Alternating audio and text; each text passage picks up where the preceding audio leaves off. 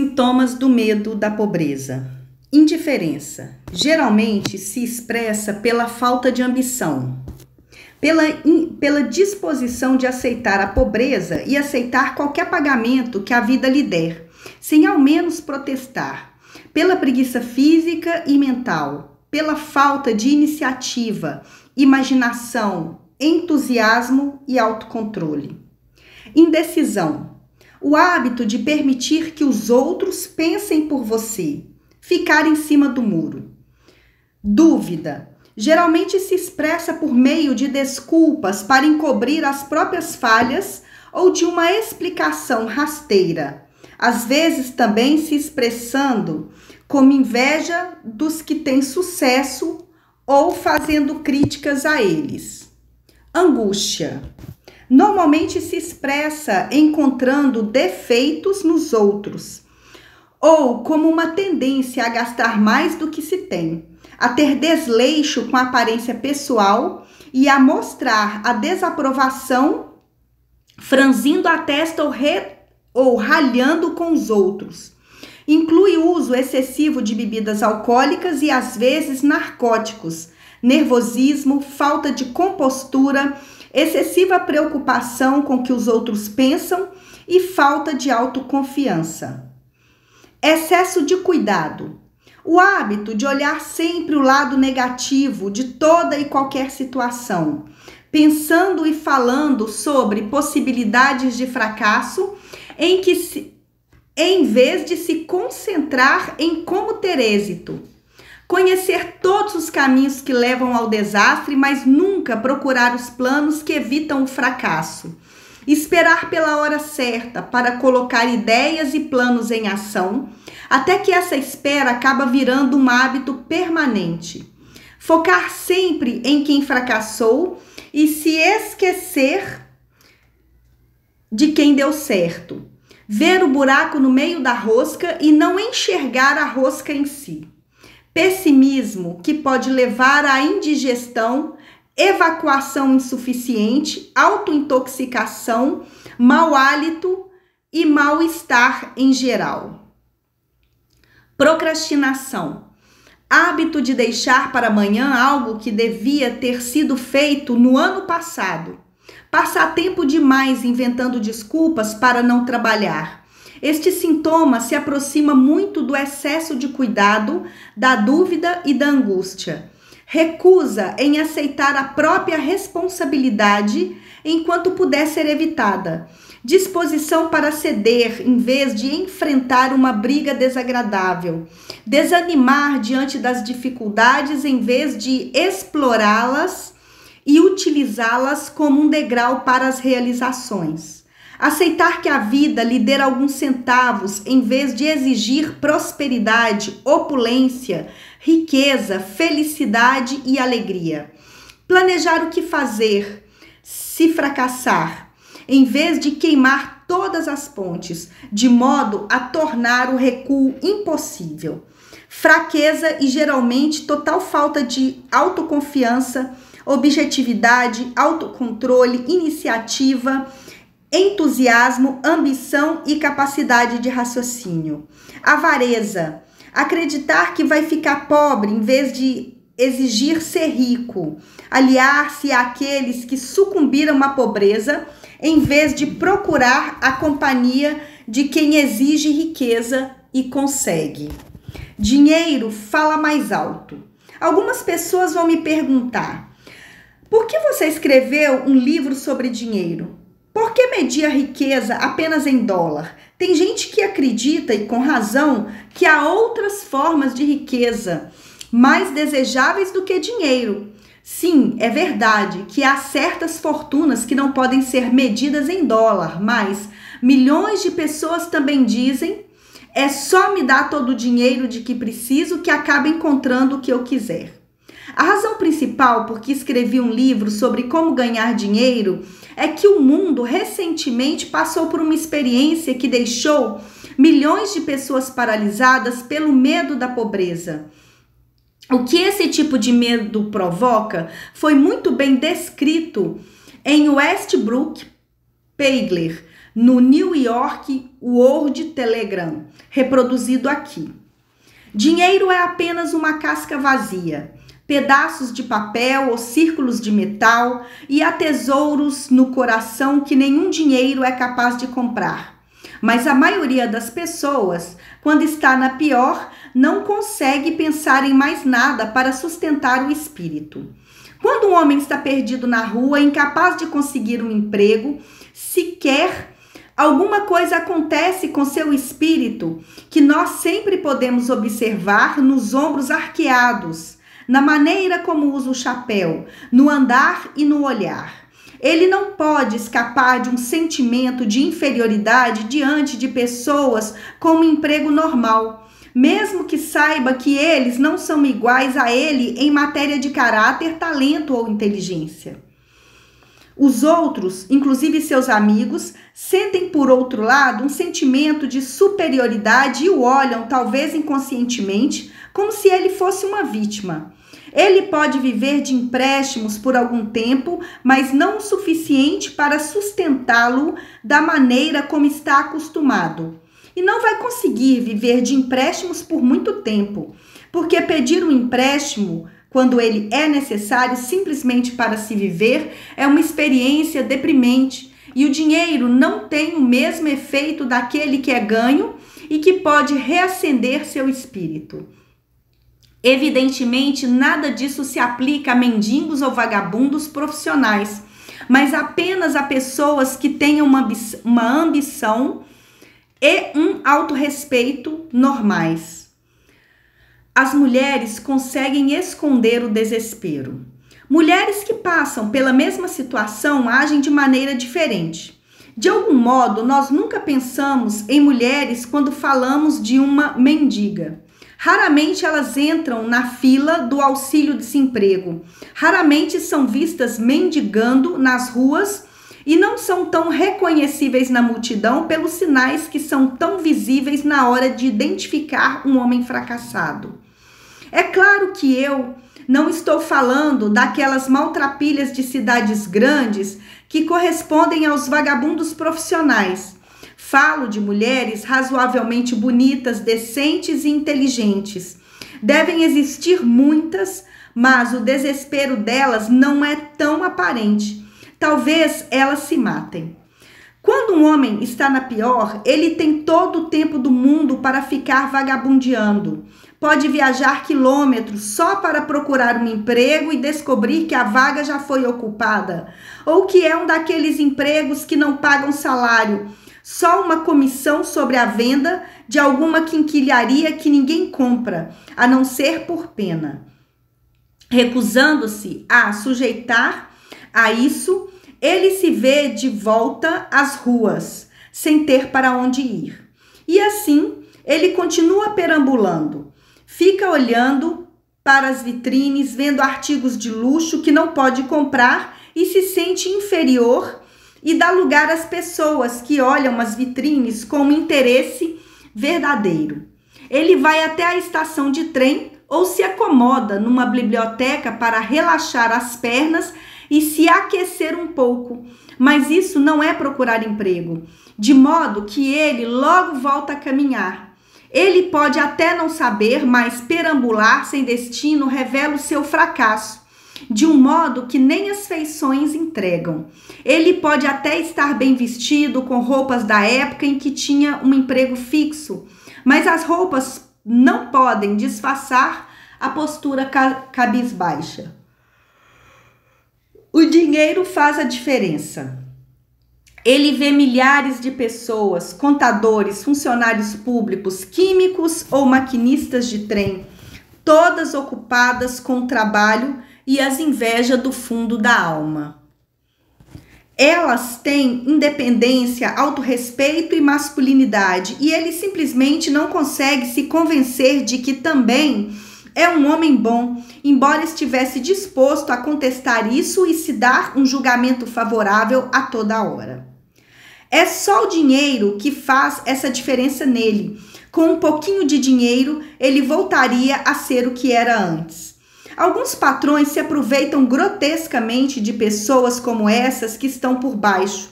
As agências de emprego penduram uns cartazes coloridos oferecendo salários miseráveis para fracassados, de 12 a 15 dólares por semana. Um salário de 18 dólares por semana já seria uma beleza. E ninguém pendura um cartaz colorido na frente de uma agência oferecendo 25 dólares semanais. Eu tenho um anúncio de classificado de um jornal local com vagas para um bom funcionário com boa caligrafia para anotar as encomendas por telefone de uma lanchonete das 11 às 14 horas por 8 dólares por mês. Não por semana, mas por mês. O anúncio também pede para a pessoa informar a religião. Dá para imaginar uma afronta dessas? Colocar um anúncio procurando um bom funcionário para trabalhar a 11 centavos por hora e ainda pedir que a pessoa diga qual a sua religião? Mas é isso que se oferece aos fracassados. O medo da crítica. Como é que o homem desenvolveu esse medo? Ninguém sabe exatamente, mas uma coisa é certa: todos o temos num grau altamente desenvolvido. Alguns dizem que até esse medo estreou mais ou menos na época em que a política virou uma profissão. Outros acreditam que esse medo pode estar ligado ao tempo em que as mulheres começaram a se preocupar com o estilo de suas roupas. Como este autor não é humorista nem profeta, ele está mais inclinado a atribuir o medo à crítica, àquela parte da natureza humana que faz com que uma pessoa não só queira tomar os bens do companheiro para si, mas que também justifique as ações por meio de críticas ao caráter do outro. É fato notório que qualquer ladrão vai criticar a pessoa de quem ele rouba e que políticos procuram se eleger não exibindo suas qualificações e virtudes, mas tentando arruinar a reputação dos adversários. O medo da crítica aparece de várias maneiras, sendo que a maioria é absolutamente mesquinha e banal. Homens carecas, por exemplo, ficaram assim simplesmente pelo medo da crítica. Os homens ficam careca por causa de chapéus muito apertados que bloqueiam a circulação do sangue para a raiz dos cabelos. E os homens usam chapéus não porque eles precisam, mas porque é o que todo mundo faz. A pessoa acaba se enquadrando e copia outras com medo de ser criticada. As mulheres raramente ficam carecas, nem veem os cabelos ralearem, porque usam chapéus que ficam mais soltos na cabeça. Só servem para enfeitar mesmo. Mas que ninguém pense que as mulheres estão livres do medo da crítica. Se alguma mulher disser que é superior aos homens no que diz respeito a esse medo, peça para ela andar na rua com um chapéu de 1890. Os espertíssimos fabricantes de roupas não demoraram a capitalizar esse medo básico da crítica que tanto amaldiçoa a humanidade. Toda nova estação traz um novo estilo de objetos de vestuário. Quem cria esses estilos? Certamente não a compradora das roupas, mas o fabricante. E por que ele muda de estilo com tanta frequência? A resposta é óbvia. Ele muda o estilo para poder vender mais roupas. Pela mesma razão, os fabricantes de automóveis, com poucas e muito honrosas exceções, mudam o estilo dos carros toda a temporada. Nenhum homem gosta de dirigir um carro que não seja do último tipo, mesmo que o modelo anterior fosse melhor. O que descrevemos aqui são maneiras de como as pessoas se comportam por medo da crítica, mesmo nas pequenas coisas da vida. Agora vejamos como é que esse medo afeta as pessoas em relação aos assuntos importantes das relações humanas. Pegue, por exemplo, qualquer pessoa que já tenha atingido a idade da razão, geralmente entre 35 e 40 anos. Se pudesse ler os pensamentos secretos dela, veria uma completa descrença nas fábulas contadas pela maioria dos dogmáticos e teólogos de algumas décadas atrás. No entanto, é muito raro encontrar alguém que tenha a coragem de falar abertamente sobre o que pensa sobre esse assunto.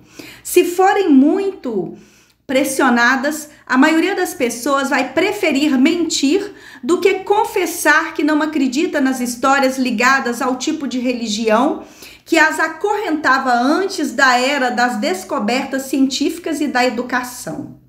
Por que uma pessoa comum, mesmo em dias esclarecidos como os de hoje, evita mostrar a descrença sobre as fábulas que compunham a base da maioria das religiões algumas décadas atrás?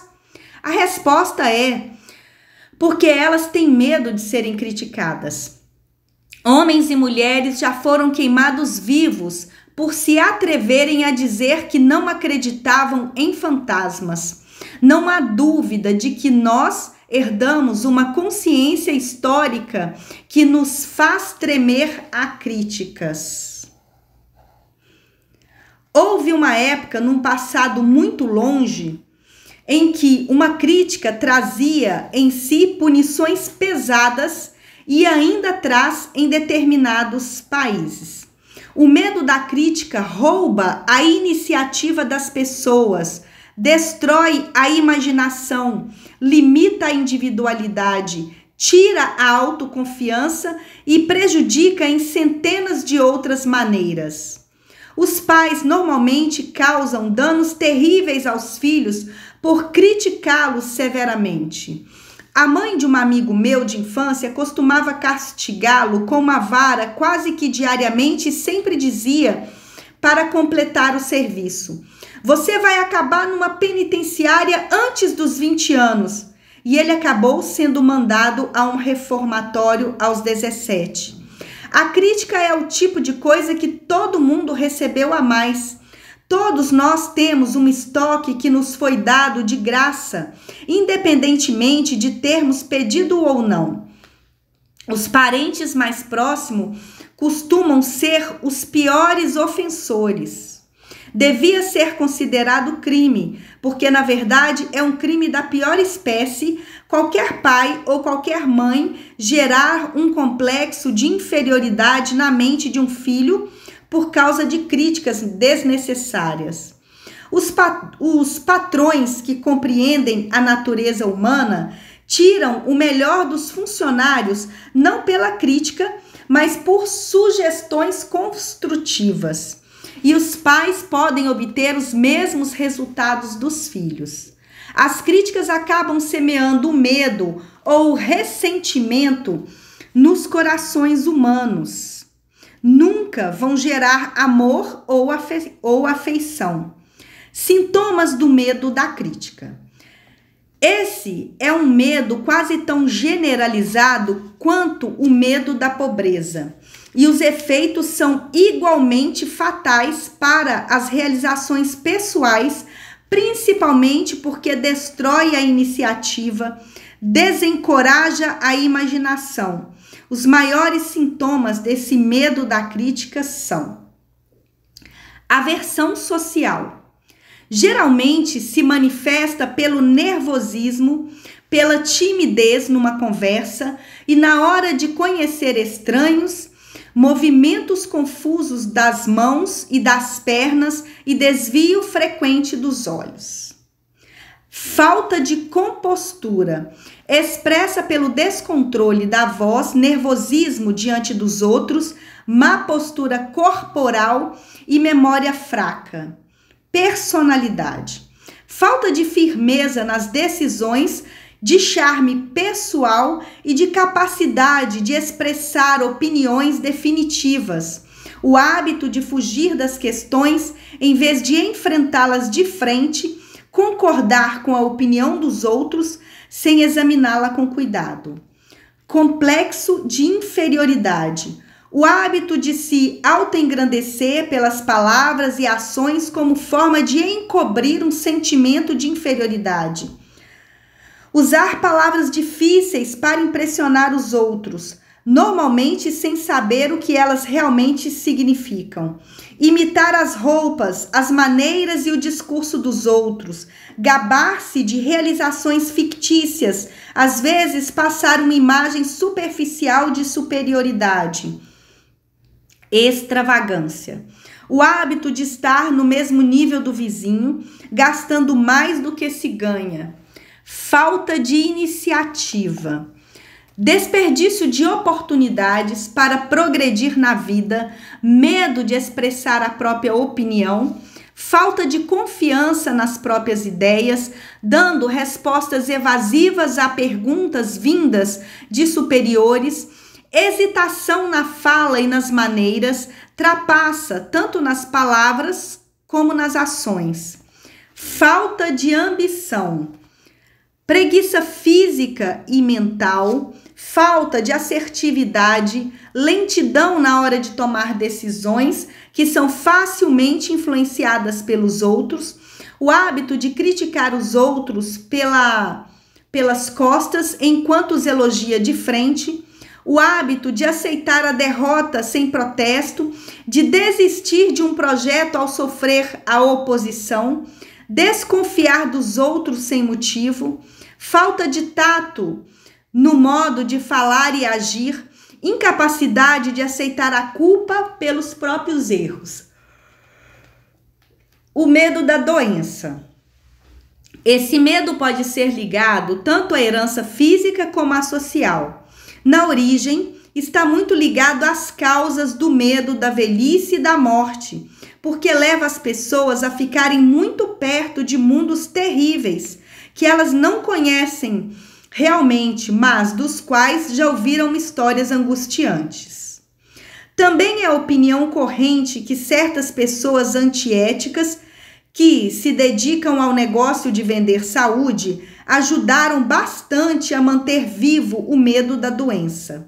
Em geral, as pessoas têm medo de doenças por causa das terríveis imagens que foram plantadas na cabeça delas do que pode acontecer se a morte chegar. E também temem as despesas econômicas que a doença pode trazer. Um médico de respeito avalia que 75% de todos os pacientes que procuram médicos sofrem de hipocondria, doenças imaginárias.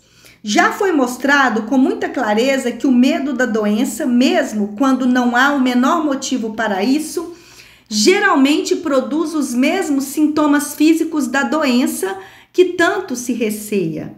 A mente humana é poderosa, pode construir ou destruir. Jogando com essa fraqueza comum da humanidade, os vendedores de remédios patenteados ganham verdadeiras fortunas.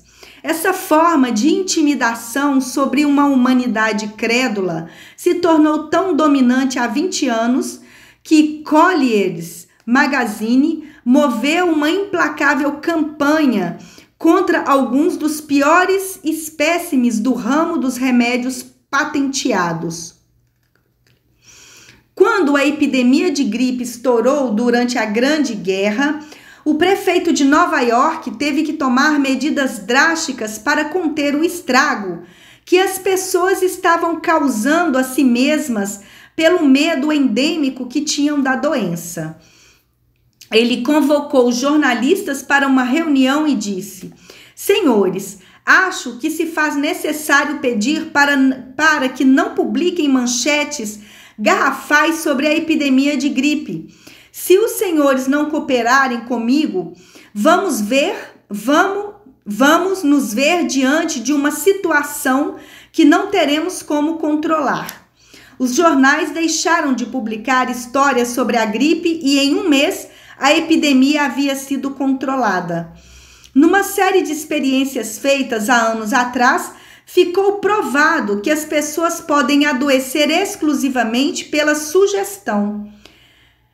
Realizamos essa experiência fazendo com que 3 conhecidos visitassem vítimas a quem fizeram a seguinte pergunta: o que o está afligindo? Você parece muito doente. O primeiro questionador geralmente levava a vítima a sorrir e a responder lepidamente: ah, que nada, eu estou bem. O segundo normalmente recebia a resposta: não sei o que exatamente, mas não estou me sentindo muito bem. Enquanto para o terceiro, a vítima confessava sinceramente que estava passando mal. Tente fazer isso com um conhecido. Se duvidar que pode fazê-lo se sentir angustiado, mas não vá longe demais. Uma seita religiosa costuma se vingar dos inimigos pela bruxaria. Os integrantes lançam um feitiço contra a vítima. Há provas substanciais de que uma doença, às vezes, começa com um impulso de pensamento negativo. O impulso, assim, pode ser passado de uma mente para outra, pela sugestão ou criada na própria cabeça da pessoa. Um dia, um homem que era mais sábio do que a próxima frase pôde dar a entender e me disse: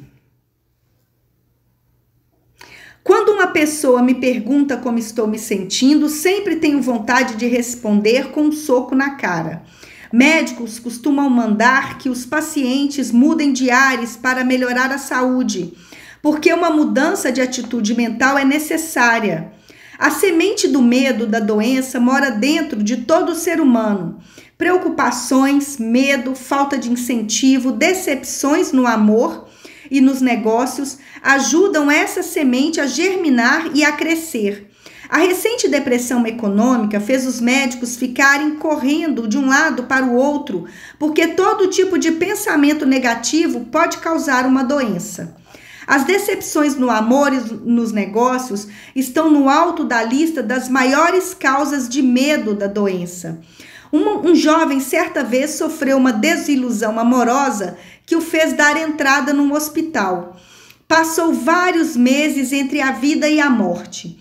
Um psicólogo foi chamado para ajudar. O especialista trocou as enfermeiras e colocou perto do paciente uma jovem muito atraente e começou, num arranjo prévio com o médico, a tratá-lo amorosamente, desde o primeiro dia na função. 3 semanas depois, o paciente recebia alta do hospital, agora sofrendo de uma doença totalmente diferente. Estava apaixonado. O remédio devia ser só um placebo, mas o paciente e a enfermeira acabaram se casando. Ambos gozam de boa saúde enquanto escrevo esse livro. Os sintomas do medo da doença. Os sintomas desse medo quase que universal são: autossugestão. O hábito de se valer de autossugestões negativas, procurando e esperando encontrar os sintomas de todo tipo de doença. Curtir doenças imaginárias e falar delas como se fossem reais. O hábito de experimentar todo tipo de modismo e simpatia que os outros dizem ter algum valor terapêutico. Falar de operações, acidentes e outras doenças com os outros. Experimentar dietas, exercícios físicos e métodos de emagrecimento sem orientação profissional. Experimentar remédios caseiros, remédios patenteados e remédios de curandeiros. Hipocondria. O hábito de ficar falando de doença, de concentrar a mente nelas e esperar que apareçam até ter um colapso nervoso. Nenhum remédio engarrafado consegue curar essa mania. Ela surge com os pensamentos negativos e só os pensamentos positivos podem curá-la. Dizem que a hipocondria, um termo médico para uma doença imaginária, certas vezes faz tanto estrago quanto a doença que se teme. A maioria das chamadas doenças nervosas vem de doenças imaginárias. Falta de exercício. O medo de uma doença geralmente interfere nos exercícios físicos que seriam adequados à pessoa. E o resultado é o aumento de peso quando se evita o mundo exterior. Suscetibilidade. O medo da doença acaba com a resistência natural do corpo e cria uma condição favorável para qualquer doença. O medo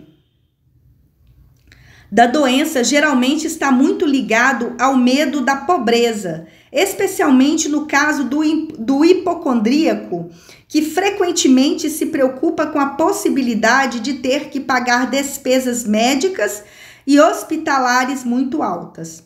Esse tipo de pessoa passa tempo demais se preparando para a doença, falando na morte, poupando dinheiro para o túmulo no cemitério e para as despesas do funeral, etc.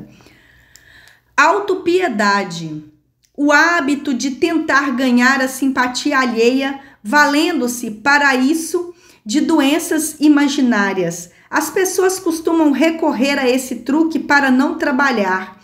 O hábito de criar uma doença para encobrir uma pura e simples preguiça ou como desculpa para a falta de ambição. Destempero. O hábito de usar o álcool e drogas para acabar com dores de cabeça, nevralgias, etc., em vez de eliminar a causa.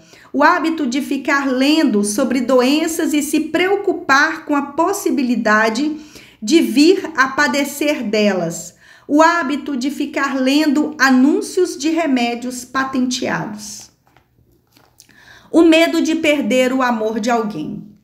A fonte original desse medo, que é inerente ao ser humano, não exige muita explicação, pois ele, obviamente, nasceu a partir do hábito polígamo dos homens de roubar a companheira do outro e do hábito de tomar certas liberdades com ela sempre que pudesse. Os ciúmes, assim como outras formas de demência precoce, nasceu do medo de perder o amor de alguém. Esse é o mais doloroso dos temores básicos que acometem as pessoas. Provavelmente ele gera mais transtorno no corpo e na mente do que qualquer um dos outros medos básicos e muitas vezes leva à loucura permanente. O medo de perder o amor de alguém provavelmente remonta à Idade da Pedra, quando os homens roubavam as mulheres pelo uso da força bruta. Hoje eles continuam a roubar as fêmeas, mas as técnicas são diferentes. Em vez da força, eles apelam para o convencimento, a promessa de comprar roupas bonitas, automóveis e outras iscas muito mais eficazes. Os hábitos dos homens são muito parecidos com os do início da civilização, mas a expressão é diferente. Uma análise criteriosa revela que as mulheres são mais suscetíveis a esse medo do que os homens. Algo que se explica facilmente. As mulheres aprenderam pela experiência que os homens são polígamos por natureza e que não devem confiar neles ou deixá-los nas mãos das rivais. Sintomas do medo de perder o amor de alguém. Os indicadores desse medo são: ciúme, o hábito de ter ciúme de amigos e pessoas queridas, mesmo sem qualquer indício ou prova razoável. O ciúme é uma forma de demência precoce que às vezes leva à violência sem o menor motivo. Colocar defeitos. O hábito de colocar defeitos em amigos, parentes, colegas de trabalho e pessoas queridas à menor provocação ou sem motivo. Jogo. O hábito de jogar, roubar, trapacear e de correr outros tipos de risco para arranjar dinheiro para as pessoas queridas, achando que o amor pode ser comprado. O hábito de gastar mais do que se ganha, de fazer dívidas, de comprar presentes raros, de comprar presentes caros para quem se ama, para criar uma impressão favorável. Insônia, nervosismo, falta de perseverança, de vontade e de autoconfiança, descontrole e mau humor. O medo da velhice. Em geral, esse medo nasce de duas fontes. Primeiro, a de que com a velhice vem a pobreza. Segundo, e de longe a mais comum, pelas lições falsas e cruéis que as pessoas receberam a ferro e fogo no passado, além de outros truques cruelmente desenhados para escravizar o ser humano pelo medo. No medo básico da velhice, há dois motivos muito fortes para a apreensão. Uma é o de desenvolver uma desconfiança cada vez maior dos companheiros que poderiam se apossar de seus bens materiais. E o outro decorre das imagens terríveis que as pessoas fazem do outro mundo, que foram plantadas em sua mente por herança social antes de estarem suficientemente esclarecidas. A possibilidade de ficar doente, que passa a ser mais comum à medida que se envelhece, também é um fator que contribui para esse medo disseminado da velhice. O erotismo é outro fator. À medida que a idade avança, já que ninguém gosta de se tornar menos atraente e sexualmente. Mas o motivo mais comum de se temer a idade está associado à pobreza. Ninguém gosta nem de ouvir falar a palavra asilo.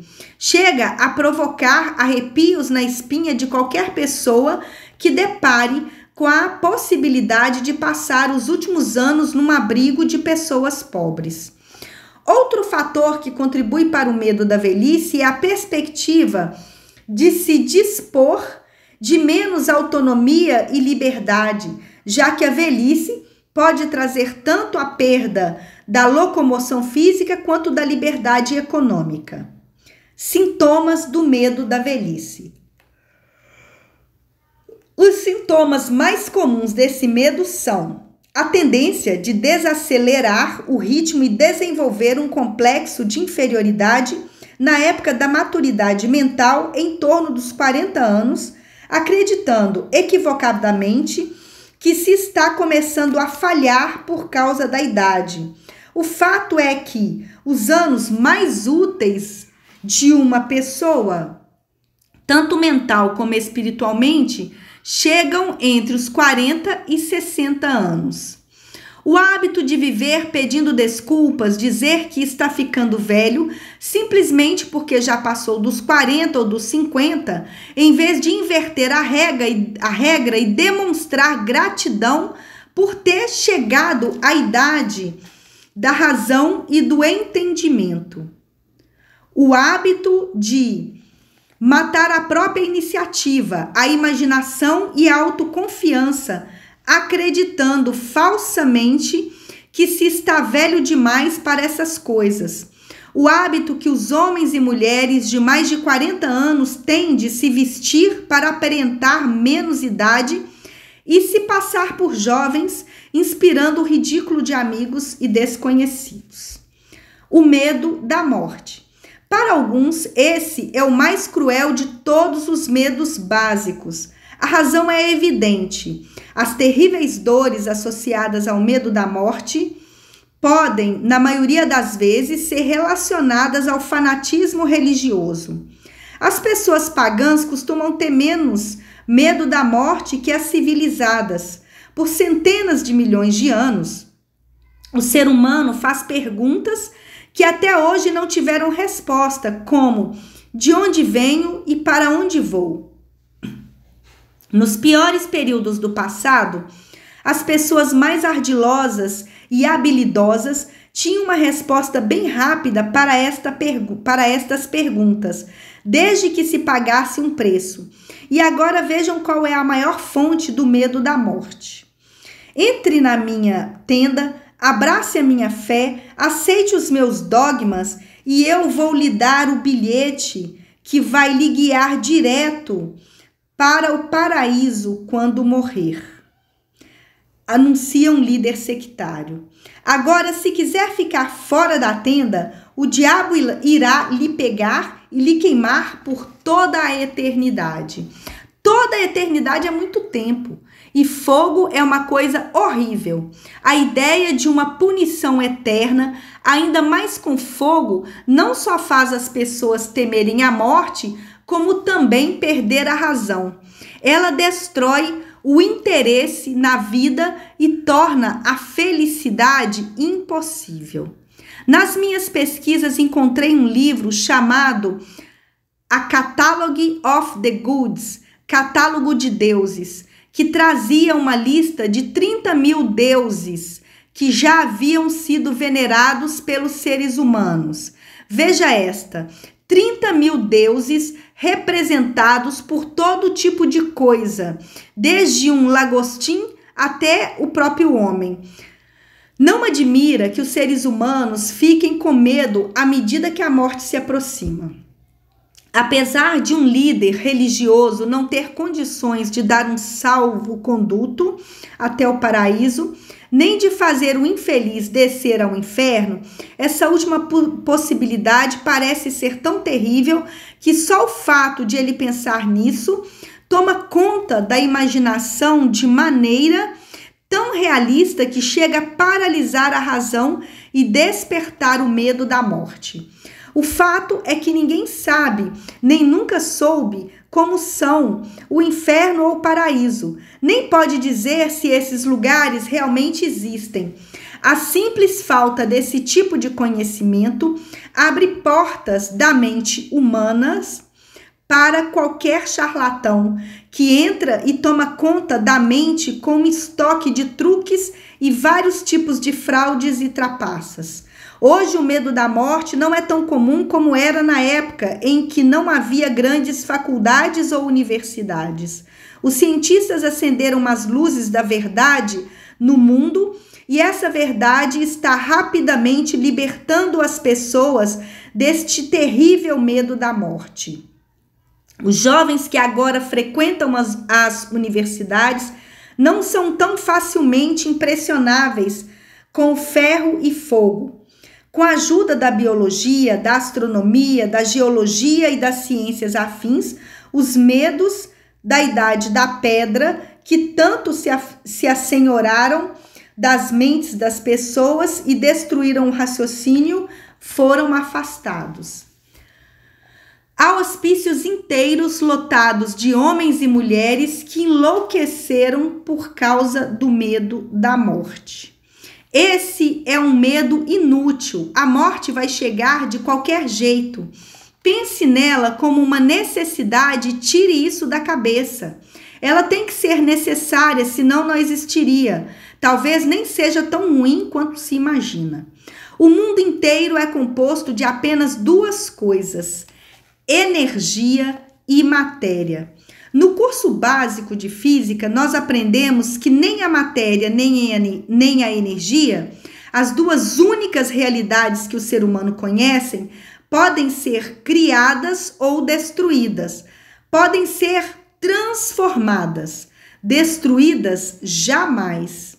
Se a vida for alguma coisa, é energia. Se nem a energia, nem a vida, nem a matéria podem ser destruídas, então é claro que a vida também não pode ser destruída. A vida, como as outras formas de energia, pode passar por vários processos de transição e mudança, mas nunca pode ser destruída. A morte não passa de uma transição. Se a morte não for apenas uma mudança ou transição, então nada vem depois dela, a não ser um longo e eterno sono tranquilo. E não há por que ter medo do sono. Portanto, trate de se livrar de uma vez por todas do medo da morte. Sintomas do medo da morte.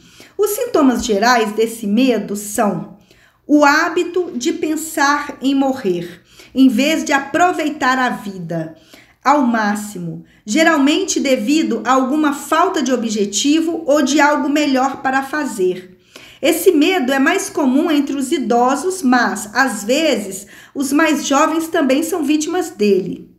O maior remédio contra o medo da morte é um desejo ardente de se fazer alguma coisa, prestando um serviço útil aos outros.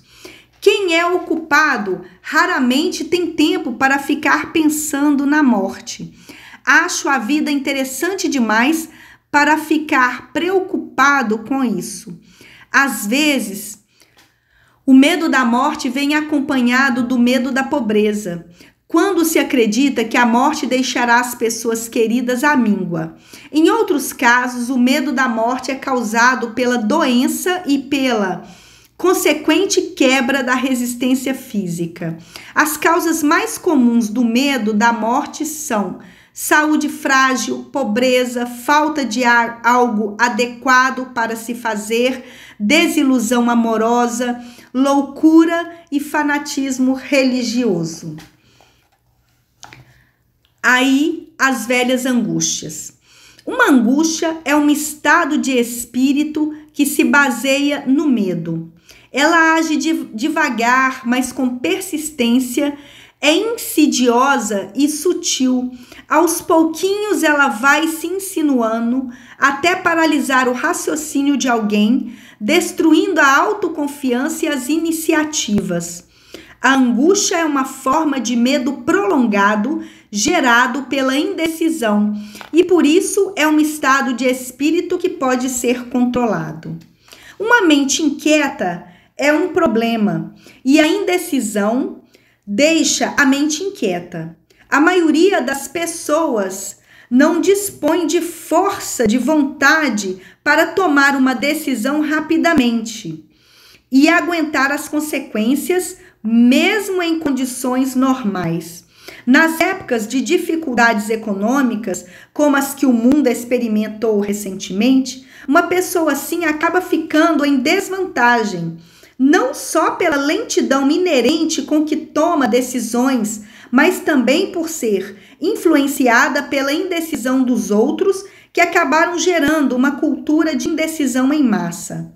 Durante a depressão, no mundo inteiro, a atmosfera ficou contaminada com medites e preocupationites, duas doenças mentais que começaram a espalhar germes depois do frenesi da Bolsa em 1929. Só existe um antídoto conhecido contra esses dois germes: o hábito de tomar decisões firmes e imediatas, um antídoto que todo mundo pode aplicar a si mesmo. A partir do momento em que tomamos a decisão de seguir por uma linha de ação, paramos de nos preocupar com nossa situação. Uma vez entrevistei um homem que ia morrer na cadeira elétrica 2 horas depois. O condenado era o mais calmo dos 8 homens que estavam com ele na cela da morte. A calma dele era tanta que eu perguntei como ele se sentia, sabendo que em pouco tempo estaria na eternidade. Com um sorriso de confiança, ele me disse: "Por mim, tudo bem. Olha só, meu irmão, daqui a pouco todos os meus problemas vão se acabar. A vida inteira eu só tive problemas. Para conseguir roupa e comida sempre foi um sofrimento. Mais um pouco e eu não vou mais precisar dessas coisas. Tenho me sentido bem desde que tive certeza que ia morrer. E naquela hora eu decidi aceitar de bom grado o meu destino." Enquanto falava, ele devorava um jantar suficiente para 3, curtindo cada colherada e aparentemente se deliciando, como se nenhuma desgraça estivesse à espera dele. A decisão fez com que aquele homem se resignasse e aceitasse o destino, mas a decisão também pode fazer com que as pessoas não aceitem as circunstâncias que julgam indesejáveis. Os 6 medos básicos acabam se transformando num estado de angústia por causa da indecisão. Livre-se para sempre do medo da morte, tomando a decisão de aceitá-la como algo de que não dá para escapar. Espante o medo da pobreza, tomando a decisão de viver com qualquer dinheiro que conseguir acumular. Esmague o medo da crítica, decidindo não se importar com o que os outros vão pensar ou dizer ou fazer. Elimine o medo da velhice com a decisão de aceitá-la não como uma desvantagem, mas como uma grande bênção que traz consigo a sabedoria, o autocontrole e o tipo de compreensão que não está ao alcance dos jovens. Livre-se do medo da doença, decidindo simplesmente se esquecer dos sintomas. Domine o medo de perder o amor de alguém, tomando a decisão de ir em frente mesmo sem amor, se isso for necessário. Acabe com o hábito de ficar angustiado de toda e qualquer forma, tomando a decisão definitiva de que nada que a vida tem a oferecer vale o preço de tamanha angústia. Com essa decisão virá uma altivez, uma calma, uma tranquilidade de pensamento que lhe trarão felicidade. Uma pessoa cuja cabeça esteja tomada pelo medo não só destrói as próprias chances de fazer algo inteligente, não só destrói a própria chance de fazer algo inteligente, como também transmite as vibrações destrutivas para as mentes de todo mundo com quem ela entra em contato, acabando assim por destruir as chances dela. Até um cachorro ou um cavalo percebem quando o dono não tem coragem. Além do mais, o cachorro e o cavalo vão captar as vibrações do medo disparadas pelo dono e se comportar de forma equivalente, descendo um pouco mais na hierarquia dos animais. Encontraremos essa mesma capacidade de captar as vibrações do medo. Uma abelha sente imediatamente o medo que passa na cabeça de uma pessoa.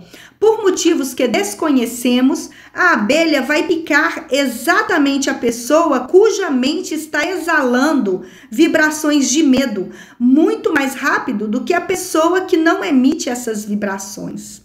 As vibrações do medo passam de uma mente para outra, da mesma forma que a voz humana passa da estação transmissora para o aparelho de rádio de alguém. E pelo mesmo meio, a telepatia mental existe mesmo. Os pensamentos passam de uma mente para outra voluntariamente, pouco importando se a pessoa que transmite os pensamentos e aquela que capta tem conhecimento disso. A pessoa que expressa pelas palavras que diz pensamentos negativos ou destrutivos pode ter uma certeza quase absoluta de que essas palavras vão gerar uma espécie de efeito bumerangue destrutivo retornando contra ela. A simples emanação de impulsos de pensamentos destrutivos sem palavras produz um efeito bumerangue que se revela de mais de uma maneira. Em primeiro lugar, é talvez o mais importante a ser lembrado, a pessoa que exala pensamentos destrutivos acaba atingindo a própria imaginação criativa.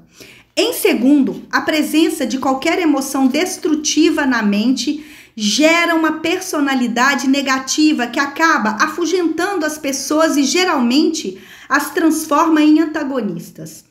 A terceira fonte de prejuízo para a pessoa que cultiva ou emana pensamentos negativos está no significativo fato de que esses impulsos de pensamentos não só são danosos para os outros, como também se alojam na mente subconsciente da pessoa que os emana e acabam se tornando parte de sua personalidade. As pessoas nunca se livram de um pensamento simplesmente o soltando no mundo. Quando um pensamento é liberado, ele parte em todas as direções por meio do éter, mas também se planta permanentemente na mente subconsciente da pessoa que o libera. Seu objetivo na vida provavelmente é ter sucesso. Para ter sucesso, você precisa de tranquilidade, atender às necessidades básicas da vida e, acima de tudo, ser feliz.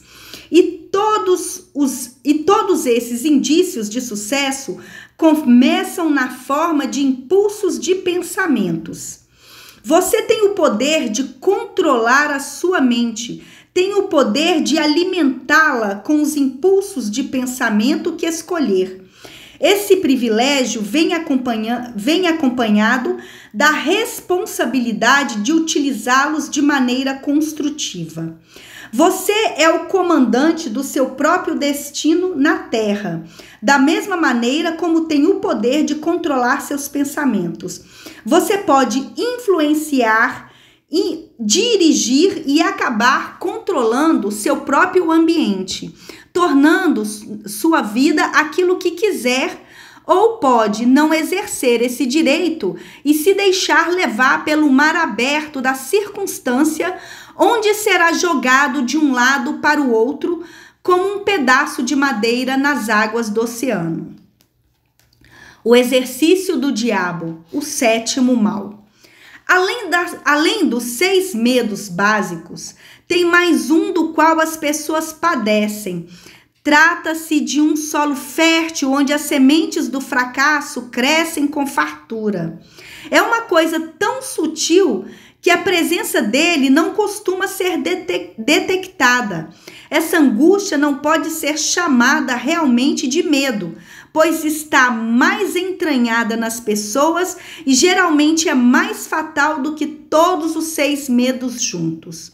Na falta de uma expressão melhor, vamos chamá-la de suscetibilidade às influências negativas.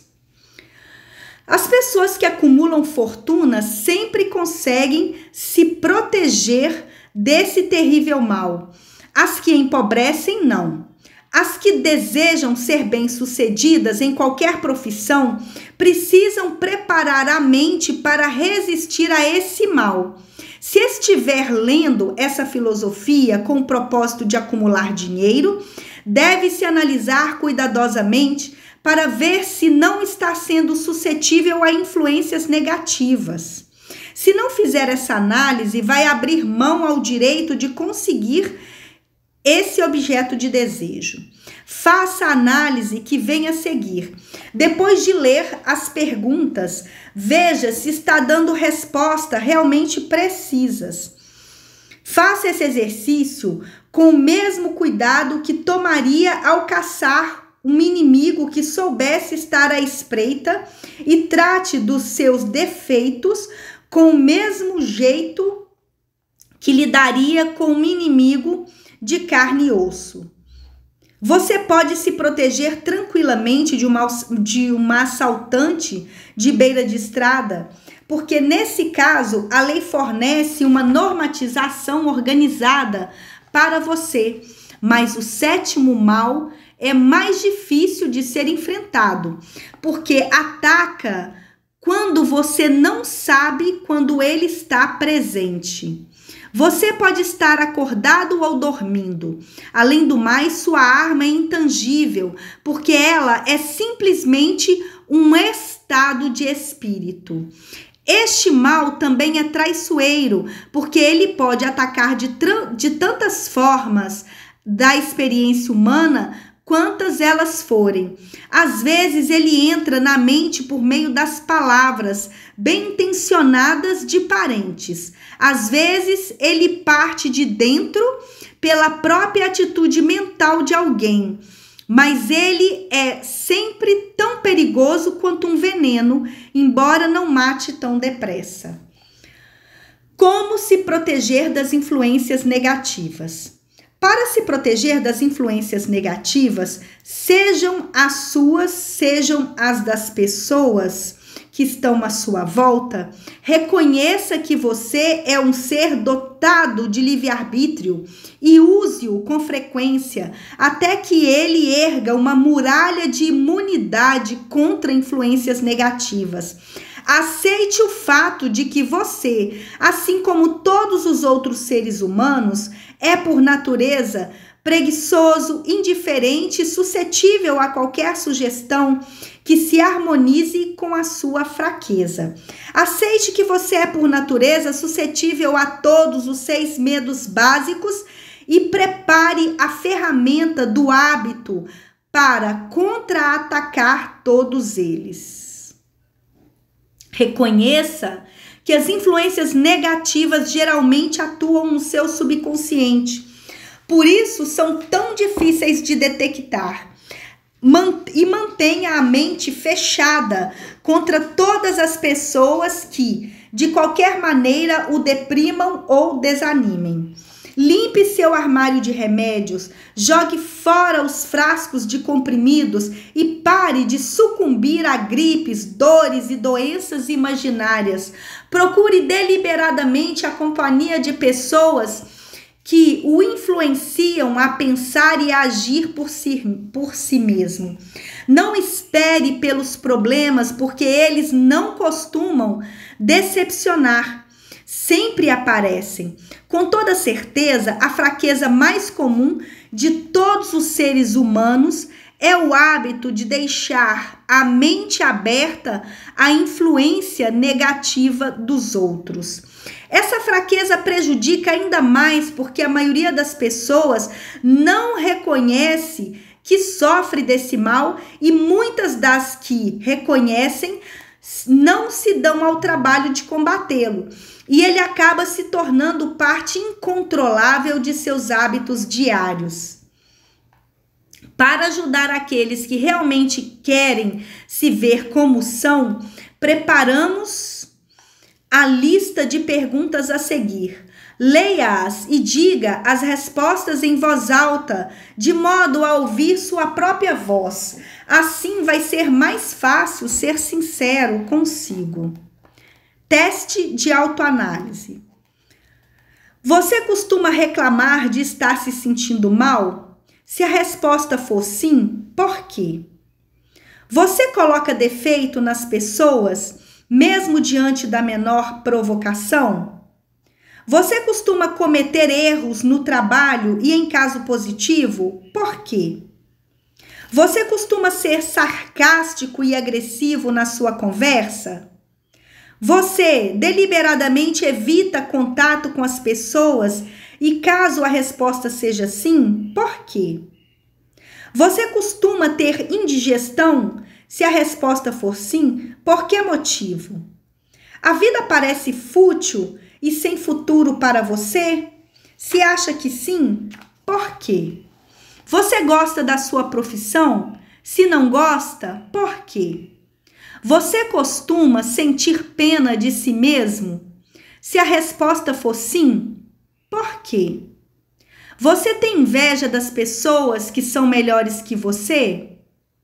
A que você dedica mais tempo? A pensar no sucesso ou no fracasso? Você ganha ou perde autoconfiança à medida que vai envelhecendo na vida? Você tira dos seus erros alguma coisa de valor? Está permitindo que algum parente ou conhecido o angustie? Se sim, por quê? Você às vezes fica nas nuvens e outras no pântano da depressão? Quem foi a influência mais inspiradora que você teve? Por quê? Você tolera influências negativas ou desanimadoras que poderia evitar? Você tem sido desleixado com a sua aparência pessoal? Quando e por quê? Você aprendeu a afundar seus problemas ficando tão ocupado que nem consegue se preocupar com eles? Você se chamaria de um fracote esfrangalhado se deixasse que os outros pensassem por você? Você deixa de se limpar por dentro até que a autointoxicação o deixe irritado demais? Quantos incômodos evitáveis você permite que o perturbem e que o leva a tolerar isso? Você faz uso de álcool, cigarro e drogas para acalmar os nervos? Se usa, por que não tentar um pouco de força de vontade? Alguém pega no seu pé? Se a resposta for sim, por quê? Você tem um grande objetivo definido? Se sim, Qual é e quais são seus planos para alcançá-lo? Você sofre de algum dos 6 medos básicos? Qual ou quais? Você tem algum método para se proteger da influência negativa dos outros? Você usa deliberadamente a autossugestão para fazer sua mente pensar positivo? O que você dá mais valor, seus bens materiais ou o privilégio de controlar os próprios pensamentos? Você é facilmente influenciável pelos outros, mesmo contra o seu melhor julgamento? O dia de hoje acrescentou alguma coisa de valor ao seu estoque de conhecimentos ou à sua mente? Você encara de frente as circunstâncias que o fazem infeliz ou evita essa responsabilidade? Você analisa todos os seus erros e fracassos e tenta tirar alguma coisa deles, ou se comporta como se não fosse problema seu? Você pode dizer quais são os seus 3 principais pontos fracos? O que tem feito para corrigi-los? Você incentiva as pessoas a trazerem as preocupações até você para mostrar simpatia a elas? Você escolhe, a partir das experiências diárias, lições e influências que ajudem em seu progresso pessoal? A sua presença exerce, de maneira geral, uma influência negativa na vida das outras pessoas? Quais são os hábitos dos outros que mais o incomodam? Você mesmo forma suas opiniões ou se permite ter influência, ou se permite ser influenciado pelas outras pessoas? Você já aprendeu a criar um estado de tranquilidade mental com o qual pode se proteger de todas as influências desanimadoras? A sua profissão inspira você a ter esperança e fé? Você está ciente de que possui forças espirituais com poderes suficientes para manter a mente afastada de todo tipo de medo? A sua religião ajuda a manter sua mente positiva? Você acha que é seu dever compartilhar das angústias dos outros? Se a resposta for sim, por quê? Se você acha que semelhante atrai semelhante, o que você já descobriu sobre si mesmo, analisando os amigos que você atrai? Qual a ligação que você vê, se é que vê, entre as pessoas com as quais está mais próximo e qualquer tipo de infelicidade que você vivencia?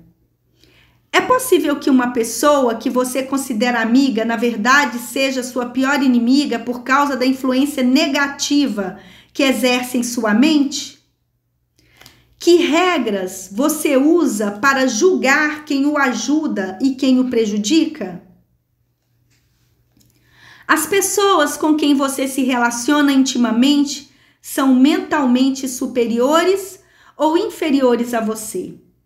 A cada 24 horas, quanto do seu tempo você dedica a sua profissão, dormir, relaxar e se divertir, adquirir bons conhecimentos, nada que preste?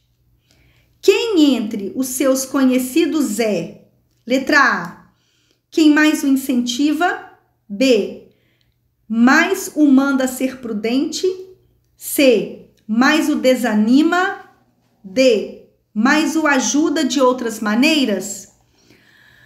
Qual a sua maior angústia e por que você a aceita? Quando as pessoas lhe oferecem conselhos de graça que você não pediu, você aceita sem questionar ou analisa os motivos que elas podem ter para falar o que falam? O que você mais deseja acima de tudo? Você pretende realmente conseguir? Está disposto a subordinar todos os seus outros desejos em favor desse principal? Quanto tempo do seu dia você dedica a conquistar o seu objetivo? Você muda de ideia com frequência? Se a resposta for sim, por quê? Você termina tudo aquilo que começa?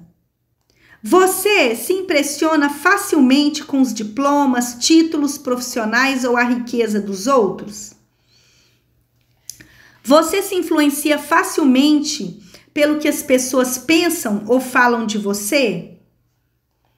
Você se submete às pessoas por causa da posição social ou financeira delas?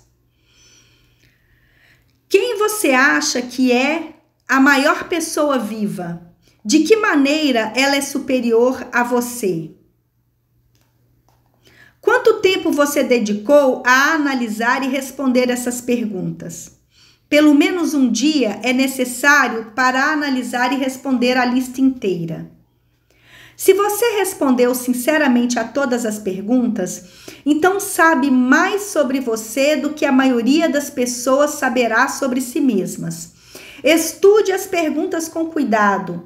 Volte a elas uma vez por semana, por vários meses, e vai se impressionar com a grande quantidade de conhecimento que vai obter pelo simples método de responder a essas perguntas com sinceridade.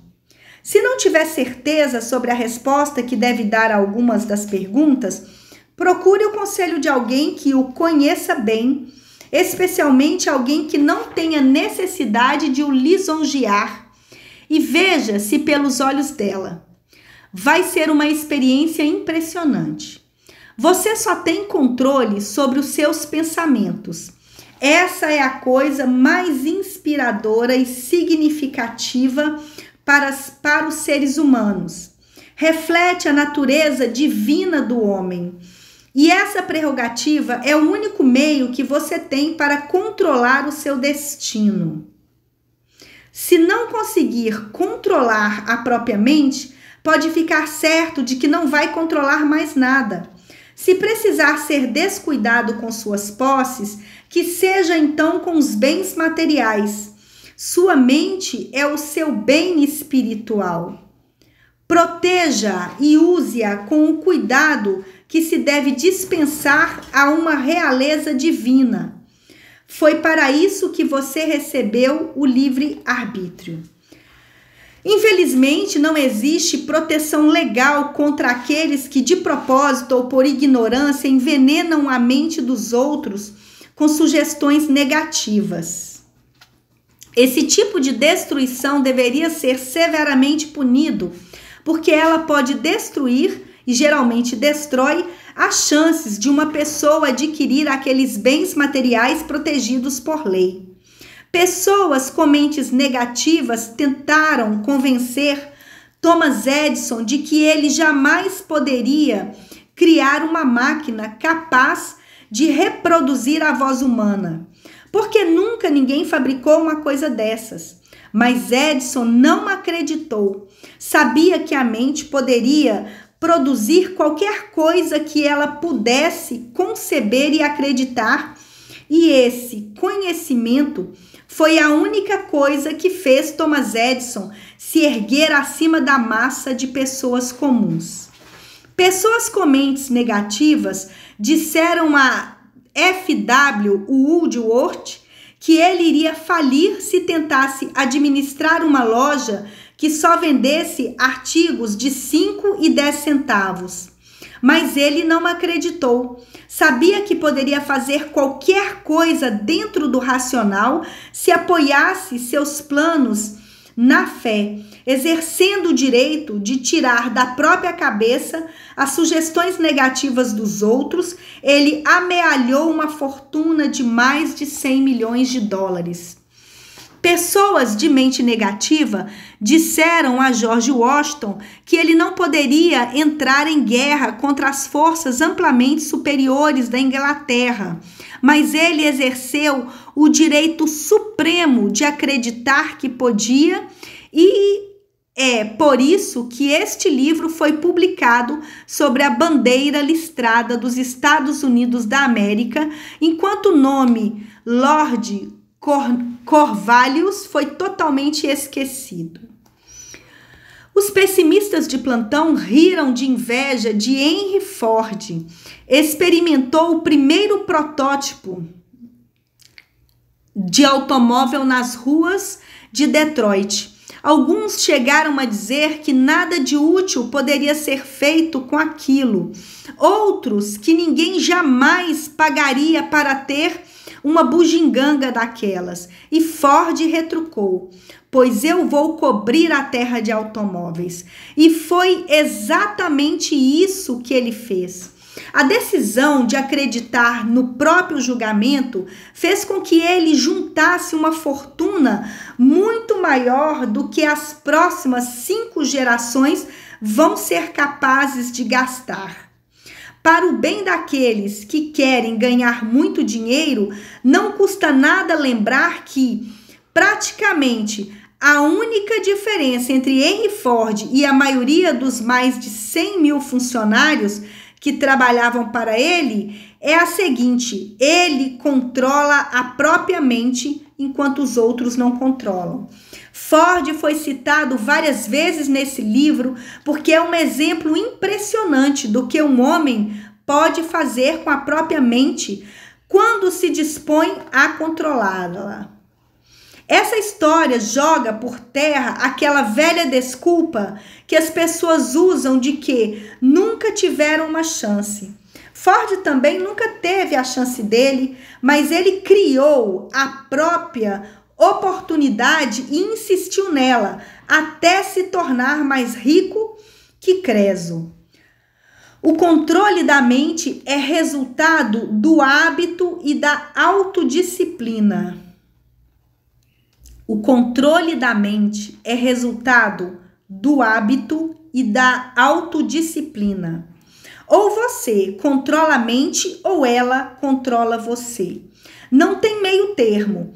O método mais prático para se controlar a mente é o de mantê-la ocupada com um objetivo definido, apoiado num plano bem feito.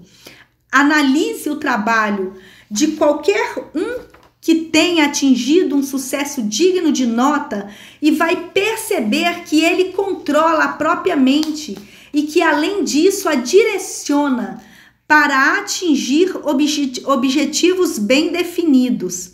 Sem esse controle, o sucesso não é possível. 57 desculpas esfarrapadas do velho Si. As pessoas que não alcançam o sucesso têm uma característica em comum. Elas conhecem todos os motivos por que fracassaram e acreditam ter desculpas muito sólidas para a falta de realizações. Algumas das desculpas são até bem boladas e algumas realmente se apoiam em fatos. Mas essas desculpas não servem como moeda. O que o mundo quer saber é uma coisa só: você foi bem-sucedido? Um analista de personalidade montou uma lista com as desculpas mais comuns. Quando ler a lista, analise cuidadosamente e veja quantas delas você usa. Lembre-se também de que a filosofia apresentada nesse livro torna todas elas obsoletas. Se eu não tivesse que sustentar mulher e filhos, se eu tivesse mais fibra, se eu fosse rico, se eu tivesse tido uma boa educação, se eu tivesse um emprego, se não fosse pela minha saúde, se eu tivesse tempo, se a economia estivesse melhor, se as pessoas me compreendessem, se a minha situação fosse diferente, se eu pudesse viver a vida outra vez, se eu não tivesse medo do que os outros vão dizer, se eu tivesse tido uma chance, se eu tivesse uma chance agora, se as outras pessoas não tivessem armado contra mim, Se nada me parar agora, se eu fosse mais novo, se eu pudesse fazer tudo o que eu quisesse, se eu tivesse nascido rico, se eu tivesse os contatos certos, se eu tivesse o mesmo talento dos outros, se eu fosse mais ousado e assertivo, se eu tivesse aproveitado as oportunidades que tive, se as pessoas não me irritassem tanto, se eu não tivesse que cuidar da casa e das crianças, se eu conseguisse juntar algum dinheiro, se o meu chefe gostasse de mim, se eu tivesse alguém para me ajudar, se a minha família me entendesse, se eu morasse numa cidade grande, se eu pudesse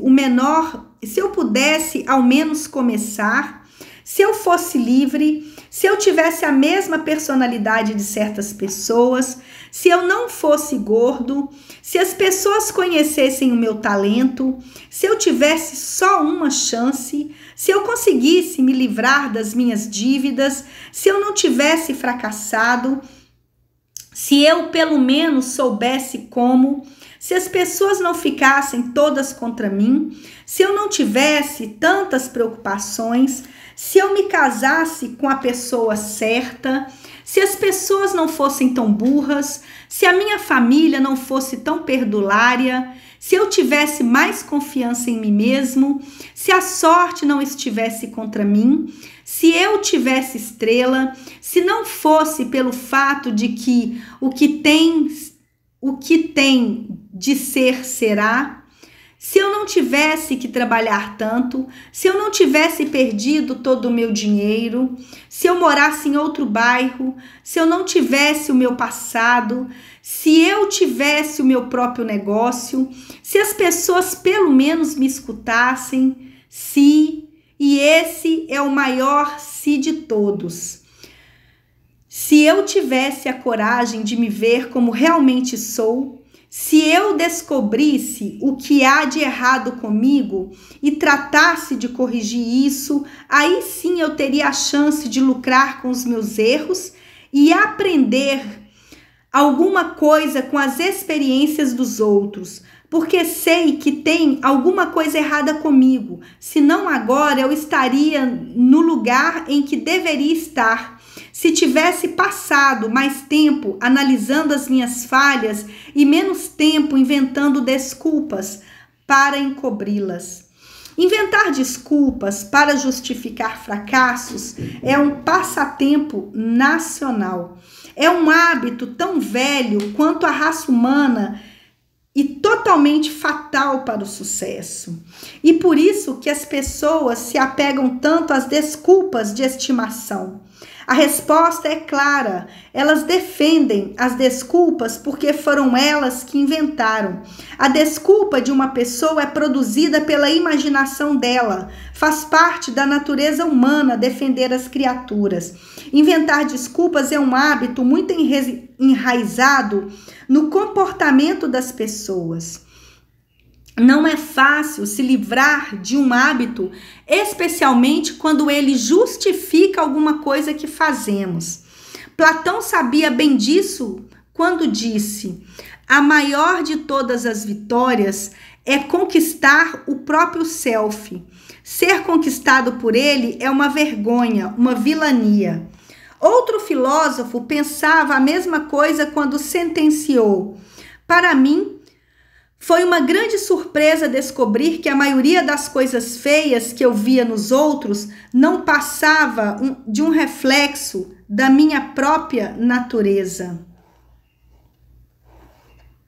Para mim sempre foi um mistério, escreveu Elbert Hubbard, porque as pessoas passam tanto tempo se iludindo com desculpas que encobrem as fraquezas. O tempo que elas gastam, se fosse usado de outra maneira, seria suficiente para curar a tal fraqueza. E aí, ninguém precisaria de desculpas. Por último, gostaria de lembrar que a vida é um jogo de xadrez e quem está do outro lado é o tempo.